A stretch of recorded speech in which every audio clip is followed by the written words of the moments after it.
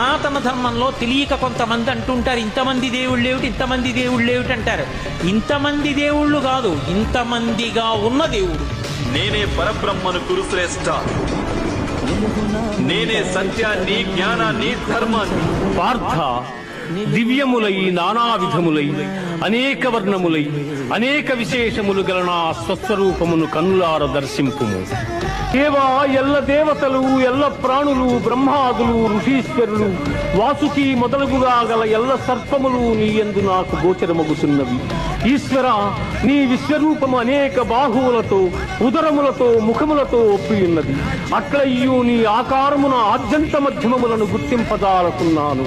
కోరలచే భయంకరమై ప్రళయాగ్ని సమానములైన నీ ముఖములను చూచుట వలన నాకు దిక్కులు తెలియకున్నవి.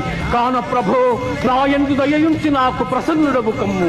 కృష్ణ, ప్రసన్నుడవు కమ్ము.